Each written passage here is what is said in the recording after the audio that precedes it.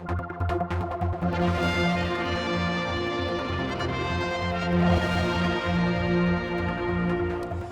about fostering in the Isle of Man. With me, I've got Gerri and Phil, who are both carers, but different sort of carers, I understand, short and long, and all these different things.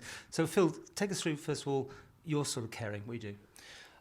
Well, myself and my wife, we're registered for emergency and respite care. Emergency care, we offer, as it sort of says, initial care for any child who comes into the fostering care system. We can offer immediate sort of stability for the child until a longer or a better term solution can be established for them. So you could be getting them any time of the day or night? Yeah, absolutely. We can get a call any day, any time of night. And we just have to make sure that we're sort of there, ready to sort of accept the child. The child, when they come into care, they, as best as the fostering team can do, they'll provide us with a history of where that child's come from, the circumstances as to why they've come into care, and then we just handle it from there.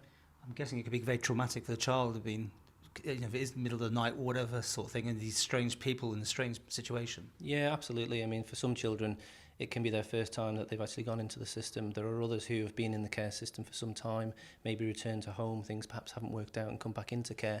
But yeah, it is quite traumatic for the child, and obviously that's one of the things that we have to sort of consider when a child comes through our doors, really. And you specialise in this, that's what you like to do, is it? Well, the reason why we do emergency and respite is basically because that's the level that we can offer at the moment. I work full-time, my wife works full-time, and it just fits into the spare time that we've got. Obviously, there are different type of carers out there, more sort of short-term, long-term carers who can provide a lot more hours of care for the child. So really at this stage in our sort of careers, if you like, that's the sort of thing that fits best for us. And Gerri, you're also then? I offer emergency care as well. We're on the list of emergency carers, but we also do short and long term. So we could basically take a child on from the likes of Phil, and then we'd sort of take them on more permanently and look after them until the decision is made whether they're staying in care, whether they're going home to their parents, or whether they go up for adoption. What do you get out of it? It's very rewarding. It's as Phil said, when the children come in initially, they're very scared, very frightened. They have absolutely no idea what's going to happen to them.